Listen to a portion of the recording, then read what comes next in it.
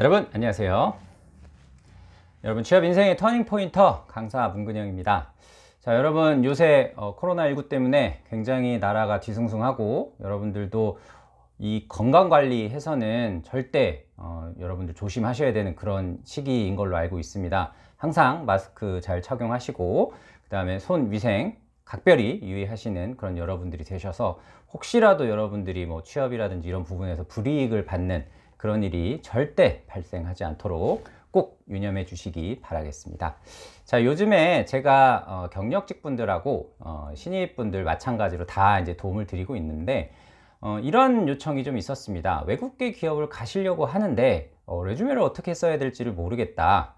여러분들한테 그런 요청이 하도 많이 있어서 외국계 기업을 가시고자 하는 분들이 꼭 거쳐야 되는 관문인 레주메를 어떤 식으로 작성을 해야 될지 이 부분에 대한 영상을 이렇게 만들게 되었습니다.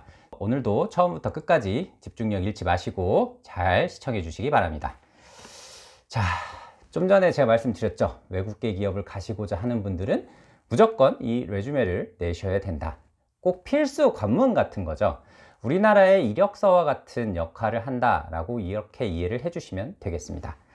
자, 그럼 과연 레주메는 무엇이고 레주메는 어떤 정보를 담고 있어야 되느냐 이런 부분을 말씀을 드릴 거고 그 다음에 제가 실제 컨설팅에서 많이 사용하는 그 예시를 좀 준비를 해왔습니다. 이대로만 하셔도 괜찮다. 이 정도를 가지고서 제가 실제 시장에서 검증을 했기 때문에 이런 부분을 참고하셔도 된다. 이런 양식을 제가 끝부분에 넣어놨습니다. 그러니까 끝까지 잘 지켜봐 주시기 바랍니다. 자, 레주메 과연 무엇인가? 레주메 우리나라 말로 하면 이력서의 역할을 대신한다. 제가 좀 전에 말씀을 드렸죠. 보통 외국계 기업을 지원하시고자 할 때는 이걸 꼭 넣으셔야 되는데 보통 한 장 정도 이렇게 작성을 해서 넣는 편입니다. 그런데 내 경력이 너무 많다 라고 하는 경우에는 최대 2장까지 가는 그런 경우도 있습니다. 그런데 가급적이면 특정 외국계 기업들은 아예 한 페이지 이내로 이렇게 분량 제한을 하는 경우도 있으니까 가급적이면 한 페이지 이내에 많은 정보를 담을 수 있도록 그렇게 해주시면 되겠습니다. 자, 보통 내 기본적인 정보들은 다 담긴다 라고 얘기를 드릴 수 있는데요.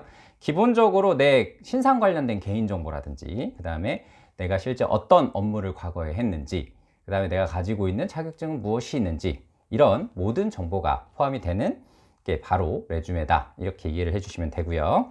그 다음에 기업마다 인재상이 있습니다. 그리고 내가 지원하고자 하는 분야가 명확하겠죠. 인사 담당자가 될 수도 있고 재무회계 담당자가 될 수도 있습니다. 이런 쪽 직무에 당연히 요구되는 그런 사항들이 있겠죠. 내가 그런 요구사항에 맞는 그런 역량을 갖췄는지를 잘 기술을 하셔야만 훌륭한 레주메가 될 수 있다. 이렇게 말씀을 드릴 수 있습니다. 그러면 어떤 정보를 디테일하게 넣어야 되는지 그 부분에 대해서 좀 많은 분들이 이제 헷갈려 하세요. 근데 그럴 수밖에 없는 게 딱 정해진 포맷이라는 게 없습니다. 어떤 회사에서 이렇게 가이드를 주거나 이렇게 하게 되면 거기에 맞춰서 하면 되겠지만 보통은 레주메 같은 경우에는 자유양식의 한 페이지에 이런 방식으로 해서 이렇게 공고가 나기 때문에 뭔가 특정하게 자유양식이라고 하면은 내가 거기에 무슨 정보를 넣어야 될지를 모르는데 이 정보를 꼭 아셔야만 제대로 된 레주메를 작성을 했다라고 인정을 받을 수 있습니다. 자, 살펴보도록 할게요. 레주메에 들어가는 정보는 모든 정보들이 다 객관적인 정보여야만 합니다. 특히 어학 점수라든지 자격증, 기간이 만료됐거나 아니면 이미 유효 기간이 끝난 그런 것은 절대 작성을 하시면 안 됩니다. 왜 그러냐? 이거는 효력이 없는 서류들이거든요. 그런 부분은 절대 레주메 상에 작성을 하시면 안 됩니다. 기본적으로 제가 신상 들어간다고 그랬죠. 여기에는 개인정보뿐만 아니라 학력, 그 다음에 근무한 경력, 그 다음에 자격증, 수상 경력, 그 다음에 핵심 역량 이런 부분은 일반적으로 필수적으로 들어가야 되는 그런 내용들이고요. 그 다음에 선택적으로 들어가야 되는 부분이 있습니다. 남자들 같은 경우에는 군대를 갔다 오시게 되죠. 그러면 군 경력에 해당하는 정보는 남자분들은 꼭 넣으셔야 되고요. 그 다음에 뭐 남성, 여성 다 포함해서 혹시 이제 봉사활동이라든지 인턴이라든지 혹은 내가 지원하는 직무와 관련해서 연관된 그런 경험 같은 게 있겠죠. 이런 부분을 추가적으로 입력을 할 수가 있습니다.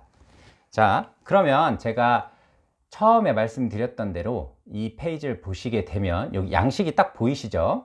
이거는 제가 홍길동이라는 이름으로 해서 대략적인 가이드를 딱 잡은 거예요. 보통 제가 이제 컨설팅을 해드릴 때 이 양식을 저도 상당히 많이 사용을 하는데 뭐 이걸 그대로 사용하는 게 아니라 사람의 그런 업무 역량이라든지 지원하는 분야, 그 다음에 그 사람이 갖고 있는 정보들에 따라서 이것을 때로는 변형하기도 하고 때로는 항목 같은 걸 삭제하기도 합니다.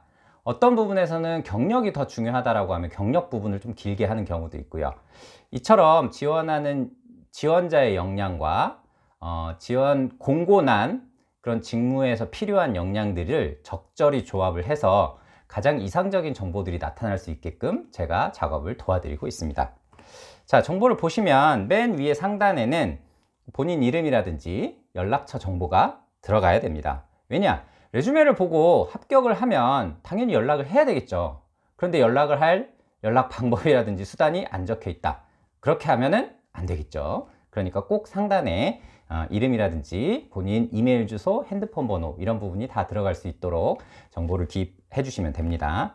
그 다음에 뭐 신입도 일부 뭐 포함이 될 수는 있겠지만 경력직 같은 분들은 꼭 핵심 역량이 들어가야 됩니다. 예를 들면 뭐 인사 담당자다 라고 하면 뭐 인사 관리 경력이 뭐 몇 년 이상으로 해서 뭐 이쪽 업무에 대한 뭐 이해도가 높다. 뭐 그 다음에 뭐 특정 뭐 채용이라든지 뭐 CMB나 아니면은 뭐 평가라든지 조직 관리라든지 이처럼 뭔가 특출나게 내가 잘하는 역량이 있다라고 하면 그런 쪽 부분에 대한 내용을 두세 가지 정도 요약을 해서 작성을 하시면 됩니다. 이때는 일반적인 서술식으로 하시는 게 아니라 핵심을 요약을 해서 개조식 형태로 나타내는 걸 추천을 드립니다.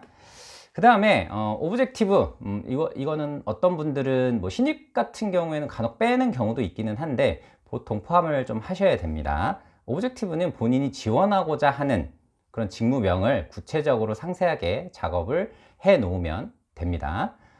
그렇게 길지 않게 하셔도 되고요. 어떤 분들은 조금 길게 쓰는 경우도 있는데 그거는 본인이 실제 이 직무를 찾는 이유와 그 다음에 이 포지션을 내가 지원하기 위해서 갖춘 역량을 일부 이쪽에다가 포함을 해서 작성하는 경우도 있습니다.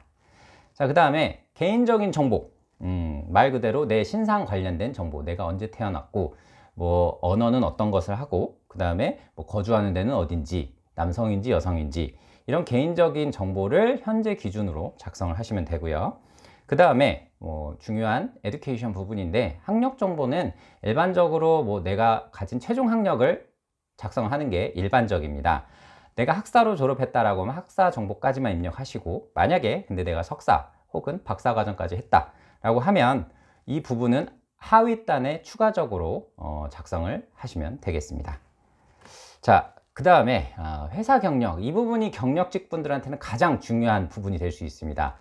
회사 경력이 내가 실제 이직하고자 할 때 혹은 다른 회사를 지원하고자 할 때 가장 중요하게 합격과 불합격을 나누는 요인이 될 수 있기 때문에 회사 경력은 가급적으로 구체적으로 작성하시는데 이것도 마찬가지로 서술식으로 작성하시기보다는 개조식 형태로 핵심적인 부분이 요약될 수 있게끔 그리고 작성을 하실 때 수치상으로 표현이 가능한 게 있으면 그런 쪽 부분도 충분히 숫자로 표현을 해 주신다거나 아니면 퍼포먼스를 내가 표현해 줄 수 있는 내용들이 있다라고 하면 이쪽 부분에 구체적으로 작성을 해 주시는 게 도움이 됩니다.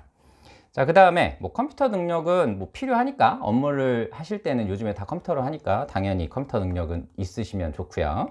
그 다음에 뭐 외국계 기업이니까 당연히 외국어 능력을 잘 하신다라고 하면 그 부분도 기입을 하셔야 되겠죠.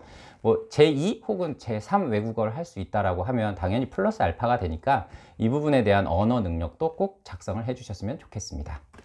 그 다음에 이 마지막 부분에 있는 내용들 뭐 제가 여기 트레이닝이랑 뭐 volunteer experience 그 다음에 additional information이라고 되어 있는 이쪽 부분은 만약에 내가 갖고 있으면 여기에다 기입을 하셔도 되고 그런데 내가 없다라고 하면 이 부분은 과감하게 삭제하셔도 됩니다. 대신 이 부분에서도 증빙해야 되는 부분들이 있어요. 뭐 예를 들면 자격증이라든지 아니면 수상 경력, 그 다음에 뭐 봉사활동 인정해주는 그런 시간 같은 경우는 내가 기입을 하고 향후 합격을 했을 때 인사팀에 추가적으로 서류를 제출을 해야 되는 경우도 있습니다. 그러니까 꼭 객관적으로 검증될 수 있는 부분들만 그쪽에다가 작업을 해 주시는 게 좋을 것 같습니다.